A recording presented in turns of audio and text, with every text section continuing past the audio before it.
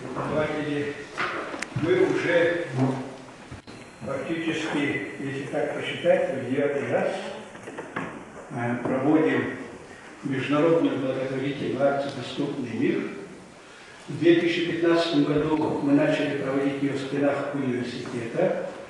В 2016 году мы провели уже на городском уровне, когда Александр Сергеевич, будучи мэром, нас поддержал. В 2017 году мы провели ее на республиканском уровне. В 2018 году при поддержке Надежды Михайловны Зайковой, проректора, мы провели ее уже на всероссийском уровне. А с 2019 года мы проводим ее на международном уровне. Вот мои научные партнеры, европейские профессора немецких, французских, итальянских, чешских университетов поддержали вот мою просьбу, мою идею. И эта благотворительная акция уже проводится на международном уровне с 2019 года. Я благодарю всех наших студентов, волонтеров. Их более 110 участников, мне сказали.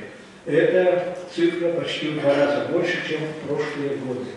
То есть студенты сами на себе ощутили состояние этих людей. Акция проводилась по 3 направлениям, как вы знаете, все знакомы с положением. Значит, одно из направлений – это мир на ощупь, когда волонтер завязывает глаза и определенное время, час-два, находится в таком состоянии и сам на себе ощущает, а каково же быть, оказывается, без зрения. Второе направление – это мир без звуков. Волонтеры наши затыкали берушами уши и, опять-таки, час-два проводили в таком состоянии. Третье направление – мир без барьеров. Ребята, девчата садились на коляски и проезжали определенный маршрут и узнавали, а какова же доступность в нашем университете, в нашем городе. И вот сейчас те ребята, которые волонтеры, которые приняли активное участие, я думаю, они выступят, скажут свои впечатления. Вот я почти с детства, родился такой. Я вас не вижу, даже не вижу ваших силуэтов. Но я в таком состоянии живу, у меня семья, я ученый с мировым именем, как вы слышали, да? У меня очень много научных партнеров в Европе. Я вот буквально 23-24 марта приехал с Международного Московского салона образования юбилейного. Я каждый год туда выезжаю спикером. То есть я, как и вы, полноценный гражданин Российской Федерации, несмотря на проблемы со зрением. Поэтому вот вы ощутили эту ситуацию. И самое главное, чего я хочу добиваться, проводя вот эту акцию ежегодно, чтобы каждый человек задумался о своем здоровье. Есть крылатые слова великого русского поэта Пушкина Александра Сергеевича, который вот в «Капитанской дочке» отец Петруша Гринева говорит своему сыну: «Береги платье с нову, а честь с молоду». А я добавляю: и здоровье с детства. То есть каждый человек должен думать о здоровье с детства. Особенно вот вы, уважаемые студенты, вы должны думать о своем здоровье. Вы ходите в кроссовках, например, вот зимой ходите в одних штанишках, я кальсоны одеваю, например, да. То есть надо всегда, и девчонки очень легко одеваются, да, о здоровье надо всегда, ребята, думать всегда, а не тогда, когда человек попадает на больничную койку. То есть человек, попав на больничную койку, он только начинает думать, да, оказывается, надо думать о здоровье. О здоровье надо думать всегда. Вот Михаил Прокопьевич, вы знаете, каждый день бегает, участвует во всех марафонах и в России, и за рубежом. Я каждый день хожу на каток. Наверное, многие из вас, которые ходят на каток, там меня видели. В неделю 2 раза хожу по сети. То есть я всегда думаю о своем здоровье с детства. И думаю, и теперь сейчас вы будете думать о своем здоровье. Значит, справочку такую я вам дам.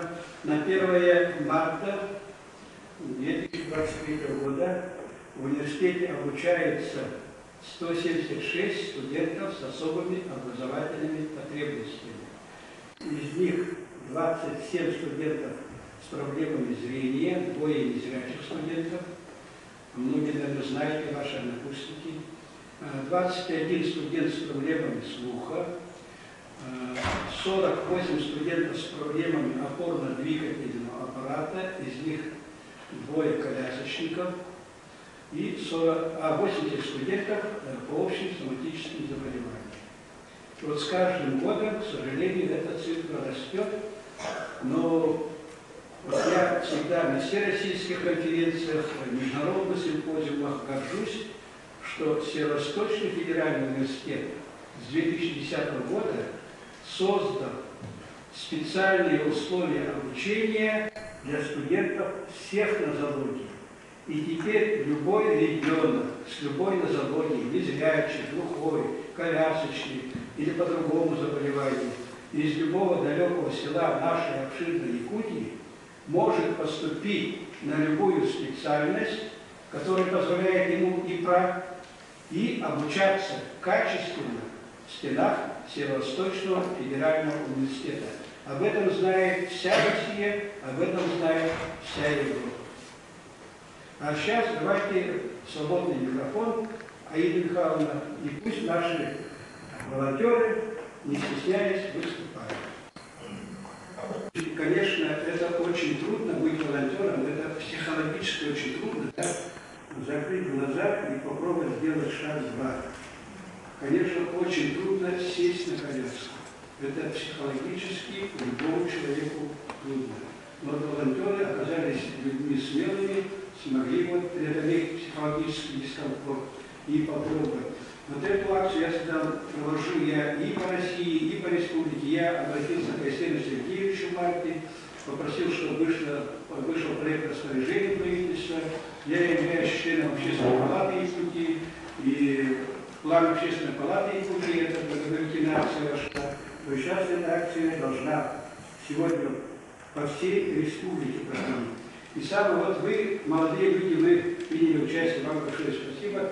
Девчонки, если все, что может совершиться. Самое главное, что в этой акции приняли не только молодежь, а все люди, скажем, наши депутаты, наши министры, члены правительства. Вот если бы они сели бы на коляске, если бы они завязали бы глаза и поработали бы 2 часа, тогда, может, законы у нас были бы более-менее качественные. Вот самая главная цель, я еще раз повторяю, это не только показать мир на ощупь, мир без звуков, мир без барьеров, а именно, что каждый человек, здоровый или больной человек, всегда думал о своем здоровье, что каждый из вас с сегодняшнего дня задумался о своем здоровье, о здоровом питании, о здоровом образе жизни, чтобы зимой не ходили в легких куртках. Мамы, вы будущие девчонки мамы, парни, вы будущие отцы. А у нас рождаются, вы сами знаете, ребятишки 7-месячные.